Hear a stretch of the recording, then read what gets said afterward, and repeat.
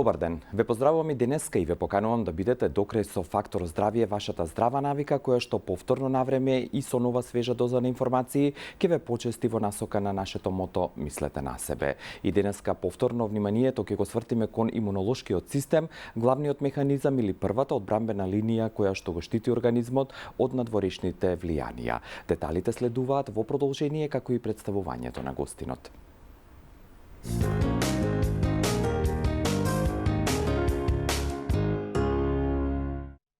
Дополнително зборувајќи за имунолошкиот систем, уште сакам да споменам дека во условите на пандемија со коронавирус и заболувањето COVID-19, главната работа или главното нешто во однос на оние кои што се заразени од оваа диагноза е фактот дека тоа се лица со намален или компрометиран имунолошки систем и токму затоа денеска во Фактор здравје ќе се осврнеме токму на оваа прва брана или првиот механизам кој што не штити од надворешните влијанија, имунитетот во корелација со COVID-19. Аспектите на денешната тема ќе ви ги презентираме преку разговорот со професор доктор Александар Петличковски, кој што е специјалист по клиничка генетика и воедно раководител во јавната здравствена установа Институт за имунобиологија и хумана генетика, кој што припаѓа на Медицинскиот факултет во Скопје како дел од Универзитетот Свети Кирил и Методи исто така во Скопје.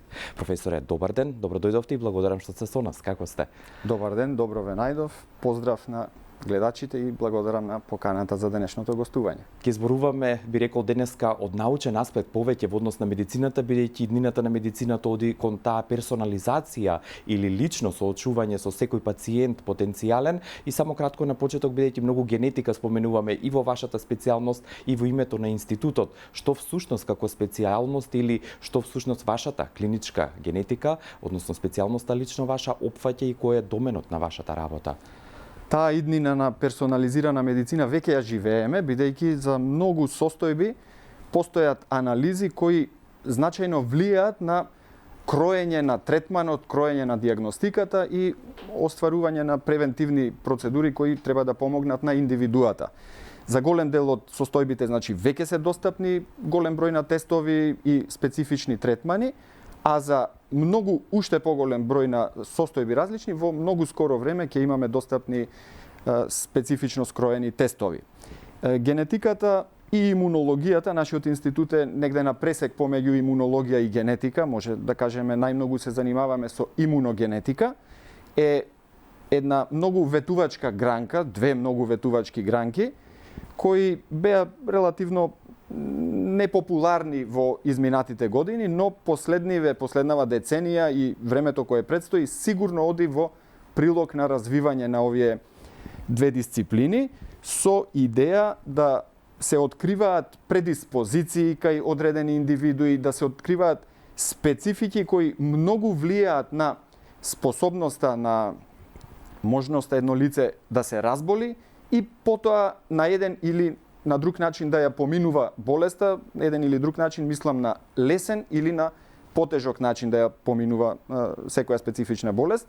Кога тоа би го знаеле на старт, медицинските лица би имале многу по јасен простор со што се среќаваат и како да ја насочат терапијата со цел да имаме најдобар можен ефект. Сигурно. И она, ако дозволите, само како паралела на имуногенетиката, тука се алергиите кои што нели во минатото не беа толку можеби чести, во последните децении тоа како неплодноста, решавање на проблемот со неплодноста, COVID-19, новиот предизвик и ред други, но ќе оставиме да зборуваме за тоа во продолжение. Ви останете со Фактор здравје по блокот реклами. Ве поканувам да ни се придружите со ваши прашања.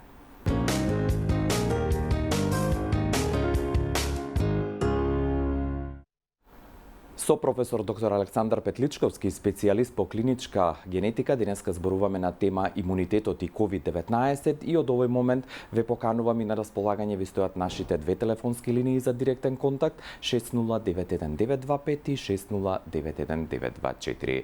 Професоре, бидејќи вашиот опсек и домен на работа опфаќа, кажавме, многу работи кои што се однесуваат на персонализираната медицина, од друга страна комуницирате со сите други специјалности од медицината, бидејќи тоа е неопходно за исходот на сите болести, како што рековте, и прогнозата на тие пациенти, но пред да дојме до тој момент сакаме да почнеме емисијата и разговорот со нешто убаво и нешто што би сакал вие да го представите. Јас многу да не прашувам. Да. Оваа случка од изминативе неколку дена е вистинско освежување во денешната ситуација, расположение и ова што го преживуваме изминативе 3 месеци, а тоа е дарувањето на матични клетки на македонски доброволен дарител за лекување на пациентка од Бугарија која што има болест на крвта, некаква варијанта на леукемија. И ова навистина и ги оттргнува мислите, но и многу мотивира, бидејќи и во овие услови една ваква благородна случка е нешто навистинско, право вистинско освежување. Тоа се случи од вторникот па еве до вчера, може да кажеме, се комплетираше. Овој македонски доброволен дарител пред неколку години е регрутиран во македонскиот дарителски регистер, односно македонскиот регистер за доброволни дарители на коскена срцевина. И негде на почетокот на годината се оствари можност, се појави ситуација во која точно неговите матични клетки испадна да бидат идентични и соодветни за терапија на бугарската пациентка. При тоа, бугарскиот регистер на доброволни дарители кој стапи во контакт со нашиот регистер пребарувал доброволни дарители во светската база која во моментов содржи број повеќе од 35 милиони дарители. Значи, во конкуренција од 35 милиони дарители, точно македонскиот дарител изгледал на бугарските колеги како совршен избор за извор на матични клетки, па почна таа процедура на проверки, препроверки, испраќање нови примероци на крв од нашиот дарител со цел во Бугарија да ги потврдат првично наведените резултати. И таа 6-месечна комуникација и припремање резултираше конечно во вторникот и средата со дарување на матичните клетки, кој заврши успешно, а заврши успешно бидејќи во ова координирана акција учествуваат неколку институции, македонскиот дарителски регистер, сместен на Институтот за имунобиологија и хумана генетика при Медицинскиот факултет, клиника за хематологија, која учествува во припремањето на пациентот, следењето, стимулирањето и за да биде ефикасна колекцијата на матични клетки, и Институтот за трансфузиона медицина, каде што физичкото двоење на матичните клетки од целокупната крв на пациентот реално се изведува. Така да горди сме и сакам да упатам еден особено искрен и навистина голем поздрав до нашиот дарител и да изразам огромна почит. Тоа всушност ќе му дојде поедноставно кажано како трансплантација на орган всушност. Ова е точно така трансплантација на матични клетки. Сигурно, или коскена срцевина. Крвотворен орган, ако сакаме да го. Да. Кога зборуваме за овој регистар, уште малку сакам да се задржиме, бидејќи години наназад постои тој и сите оние кои што сакаат да бидат регистрирани, доброволно тоа може да го направат. Може ли да ни објасните на кој начин? Така е, ова е многу добра идеја која скратува многу маки на голем број на пациенти. Зошто ги скратува маките? Затоа што пациентите што имаат болест на крвта, апластична анемија, леукемија, лимфом, имаат потреба од третман со матични клетки, кој значи практично ресетирање на нивниот хематопоетски систем. Или за да се случи тоа, точно така, уништување на она што е болно и пресадување на нови здрави матични клетки кои треба да овозможат нов почеток на пациентот. Но во таа процедура неопходен е извор на здрави матични клетки. Првото место каде што се бараат здравите матични клетки се роднините на пациентот. Под роднини мислам браќа и сестри, бидејќи помеѓу нив, но не родители, бидејќи само помеѓу браќата и сестрите има можност да се најде комплетно идентична индивидуа која ќе значи минимум компликации при трансплантацијата на матичните клетки.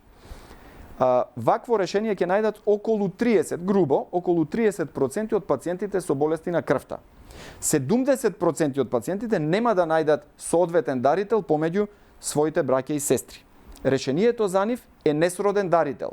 И затоа пред десетици години, пред повеќе од 30 на години, на светско ниво е организирана оваа асоциација на доброволни дарители на матични клетки, која вклучува поединечно доброволни дарители од различни земји. И Македонија е членка на оваа асоциација, Македонскиот дарителски регистер е дел од оваа асоциација и со нашите 3000 доброволни дарители регистрирани во нашиот регистер, ние учествуваме во тие 35 милиони и добиваме право за нашите пациенти кои имаат потреба од пресадување на коскена срцевина порано, а сега повеќе пресадување на хематопоетски матични клетки, можеме да пребаруваме и да најдеме соодветен дарител. И ние тоа сме го направиле почнувајќи од 2018 година, 2019 и 2020 година, вкупно 13 пати. За прв пат во 2018 година, во 2019 година одлично одеше работата со 10 трансплантации завршени и во 2020 веќе сме завршиле 2 и припремаме уште 2 пак со оваа тројка од институции. Сакам да ги напоменам за да нема недоразбирање во значајноста на една или втора или трета. Ова е процедура Подеднакво влијаете, можеби не подеднакво, но не може да функционира без ниеден од овие три чинители. Институт за имунобиологија, Клиника за хематологија и Институт за трансфузиона медицина. Сега олеснувањето уште да го расчистиме. Зошто е олеснување? Затоа што ако на овој начин не функционира трансплантацијата, значи што правиме ние? Ние го наоѓаме дарителот во Германија, во Израел, во Италија, во Шпанија. Го контактираме регистерот каде што тој дарител доброволен припаѓа.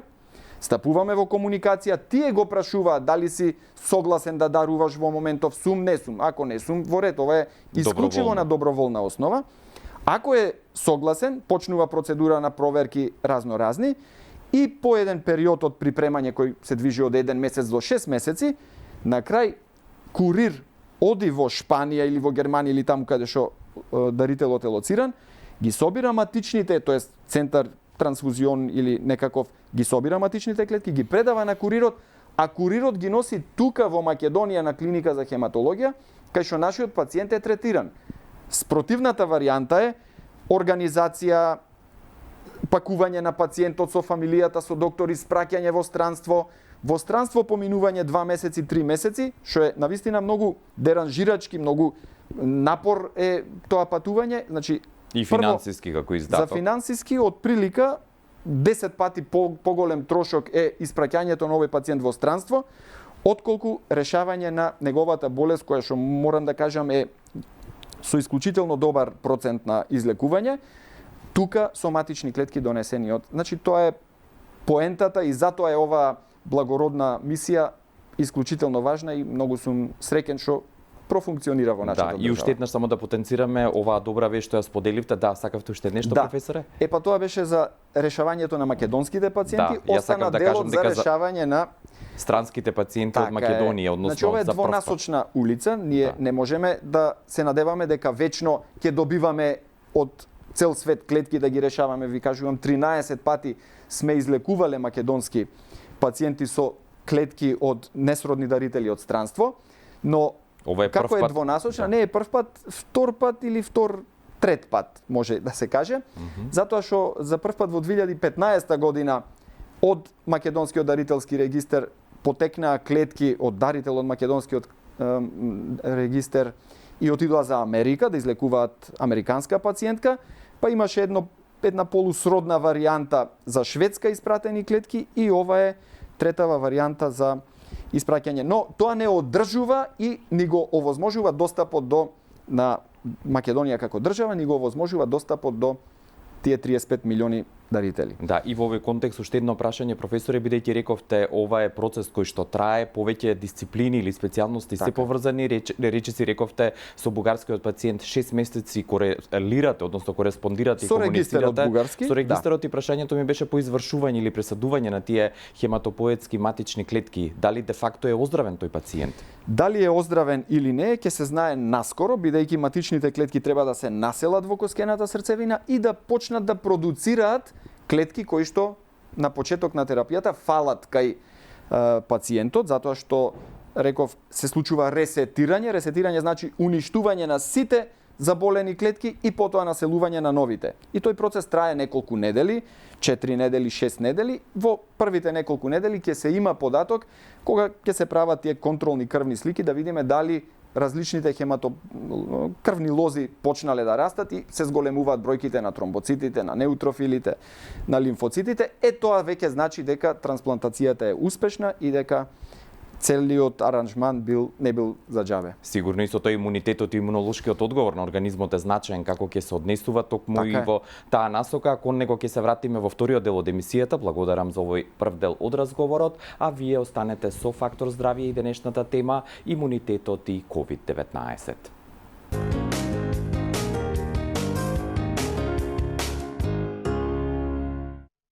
Ве поканувам да останете и во вториот дел денеска од Фактор Здравје, а 6091-925, односно 6091-924 и натаму се двете телефонски линии отворени за ваши јавувања, споделување искуства или поставување денеска прашања до професорот доктор Александар Петличковски, кој што е специјалист по клиничка генетика и воедно директор во јавната здравствена установа Институт за имунобиологија и хумана генетика. Овој институт инаку припаѓа на Медицинскиот факултет од Скопје, кој што ќе подсетам е дел од Универзитетот Свети Кирил и Методи исто така во Скопје.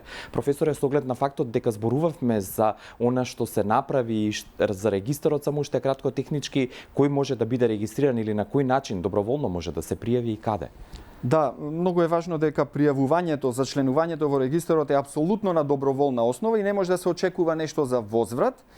Пријавувањето е многу просто, се случува на Институтот за имунобиологија во круг на Медицинскиот факултет и подразбира објаснување, образложување на постапката која евентуално би се случила, пополнување на една потпишана согласност дека индивидуата е запозната со тоа што може да следува и земање на еден примерок крв 3 мл, од кој се прави анализа која укажува каква варијанта на тие специфични ХЛА гени носи човекот, бидејќи тие ХЛА гени се гените, варијантите кои што се споредуваат помеѓу дарителот и примателот на матичните клетки. Податоците за ХЛА типизацијата или за генотипот од ХЛА генскиот систем се складираат прво во македонскиот дарителски регистар, а потоа и во светската база на податоци и таму се достапни за сите регистри кои се вклучени во точно така.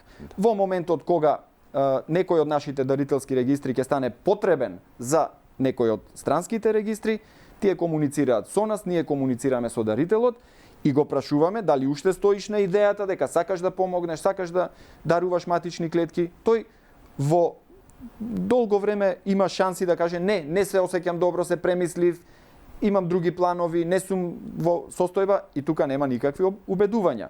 Оној кој што сака да продолжи понатаму, ќе биде подложен на еден физикален преглед, дали е во добро здравје општо, притисок, инфекции да бидат исклучени и понатаму тече процедурата за организирање на дарувањето на клетки. Да, и она што е актуелно покрај оваа позитивна вест, уште една позитивна работа е работата на проектот, односно скенирањето на медицинскиот персонал доброволно исто така со пари од проект кој што го добивте од Унијата на франкофонски универзитети, во кој што вие и колегите од Институтот за клиничка биохемија се вклучени, за кој што исто така се крена прав во јавноста пред се стручна. Докаде е таму работата и како течат? Да, се крена прав на вистина, иако јас не гледам причина зошто се крена прав, бидејќи и тоа е една многу добра иницијатива.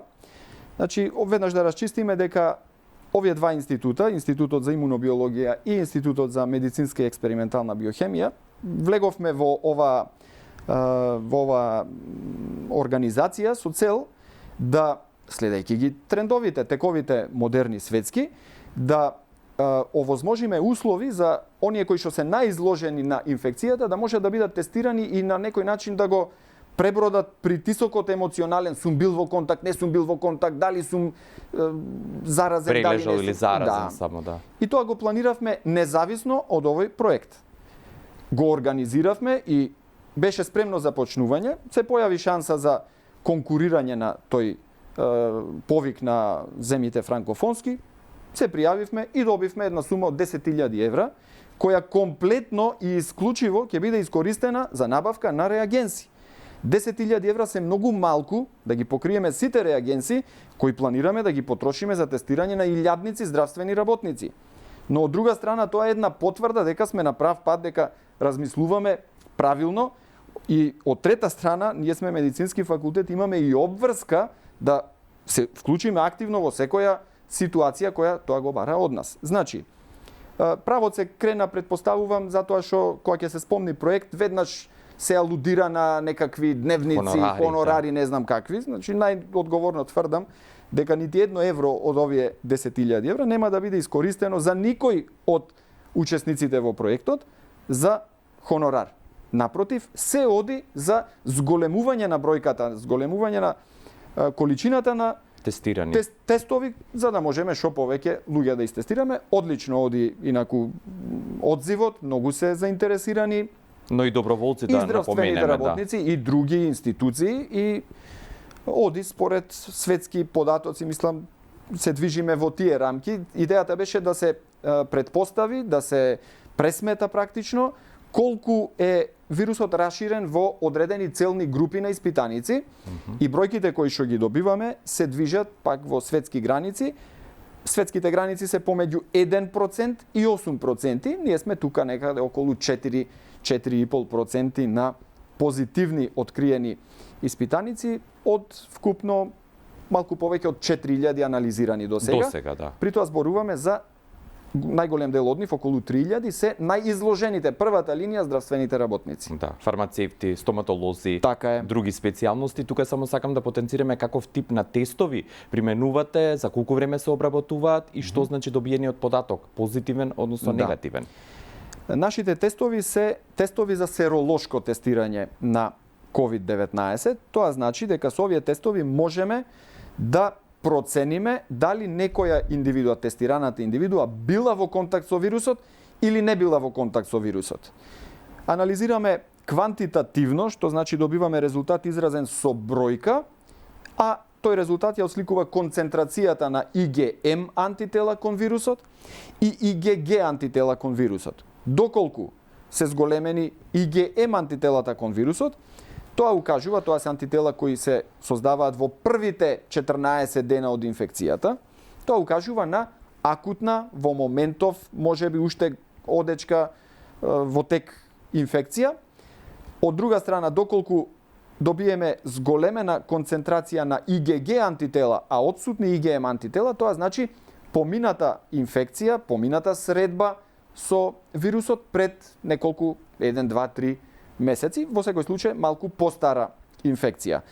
И во крајна линија, откривањето на овие IgG, па и на IgM антитела, зборува дека индивидуата има некаков имунитет. Велам некаков, затоа што се уште нема дефинитивни и детални податоци колку е тој имунитет ефикасен, односно колку тие антитела значат дека човекот нема повторно да се разболи или дека ќе има при следна средба со вирусот многу полесен тек. Уште еднаш да апострофираме или потврдиме, кажавте дека овие антитела IgG и IgM не значат дека тоа лице било заболено со COVID-19, значи кажавте може и асимптоматски да поминало. Да. Дали тоа значи дека ако се изгубат овие IgM, кои што нели во првите денови од инфекцијата се евидентни, а останат IgG, тоа на некој начин ги штити тие лица од повторно инфицирање со коронавирусот или? Да, генералната идеја е таа. И најголем дел од научните докази одат во таа насока. Но, во последно време, последниве 2, 3, 4 недели, излегуваат многу сериозни студии кои укажуваат дека и луѓе кои ја поминале болеста можат да бидат, и тоа со сериозен процент, над 30%, можат да бидат без детектирани антитела. Значи, луѓето сигурно ја поминале болеста, бил откриен вирусот кај нив, клиничката слика ептен одговарала на COVID-19, а сепак не се детектираат антитела. Но тоа се должи на другиот крак од имуниот систем кој е настрана од антителата, тоа е клеточниот имунитет. И сега голем дел од истражувањата се фокусираат точно во анализирање на клеточниот имунитет со цел да можеме да со една сеопфатна анализа, не само на антитела, туку и на Т клетките или клетките природни убици, да сме дефинитивно сигурни дека човекот има поминато вирус и дека има поминато болеста и дека има некаков ефикасен имунитет. Да го слушнеме јавувањето на линија. Добар ден. Добар ден. Добро дојдовте. Имате ли прашање, господине? Имам секој за тоа се јавиш. Да. Вака сега. Прашање до вашиот гостин. Прво ќе образложам некои работи, па после нека ми даде одговор. Добра. Сум пациент на хематологија. Диагнозата ми е мегалопластик анемија. Добра. Правена ми е биопсија и на градната коска и на бутната коска. Сега прашањето, мислам прво образложението. Ова е резултатот од направен од кардиочната коска. Вели дека наутот одговара, морам да читам бидејќи е така. Добра. Наутот одговара за рефлекторна анемија. Сега има МДС со големи букви тире РАЕБ. Вели, но зависно од клиничката слика не се исклучува рана пред леукемична фаза на леукемичен миелински процес. Добро. Барате коментар, предпоставувам или прашањето е дали со оваа терапија што ја примам сега, B12 и полна киселина, има некакво влијание врз функцијата на таа костена срцевина на подобрување и изголемување бројот на еритроцитите. Потикањене бројот на еритроцитите е 2,5 со голема количина на мегалопласти. Прашањето е, пак ќе решам, дали со оваа терапија може да се влијае на подобрување на крвната слика пред се на еритроцитите. Благодарам. Дали ова доволно, професоре, за коментар? Јасно е. Секој е добро, господине. Секако дека се предпоставува дека таа терапија ќе влијае на мегалобластната анемија во позитивна насока, која пациентот ја има, а тоа друго кое се предпоставува МДС, тоа е веројатно миелодиспластичен синдром. И затоа ги спомнав овие три институции, значи ова процедура со трансплантацијата на матични клетки функционира на тој начин. Пациентите кои имаат проблем, во случајов пациентот кој се јави, оди на клиника за хематологија. Таму се прават сите испитувања, еве детални испитувања, биопсија на коскена срцевина направена и врз основа на тие испитувања, диагнозата која пациентот ја добива се разгледуваат сите можни третмани. Мислам дека во моментов, бидејќи дефинитивното мислење е на колегите од хематологија, апсолутно, дека оваа терапија во овој момент е адекватна за него. Но тој миелодиспластичен синдром, ако понатаму прогредира и се постигнат индикации за трансплантација на коскена срцевина, тоа хематолозите ќе го одлучат и ќе го препратат пациентот, односно со документација ќе се започне процедурата за пронаоѓање на соодветен дарител и во таа насока би одела терапијата. Но во овој момент, за неговата диагноза, терапијата е апсолутно адекватна. За она што го зборуваме денеска, имунитетот и COVID-19, уште едно прашање како заокружување на овој разговор, рековте дека научната јавност, светска пред се и нашата овде, се насочува кон те клетки убици, бидејќи имунолошкиот систем и таму не е се црно и бело. Очигледно има нијанси, има финеси во кои што се бара одговорот можеби и начинот како со посилен имунитет да се одбраниме од COVID-19, бидејќи во крајна линија ние ќе живееме и со вирусот и со оваа диагноза. Во моментов овие испитувања се во насока на создавање на најсоодветна вакцина, бидејќи вакцината може да поттикне или хуморален имунитет или клеточен имунитет. Како изгледа моментално? Што тоа значи или разликата? Како изгледа моментално?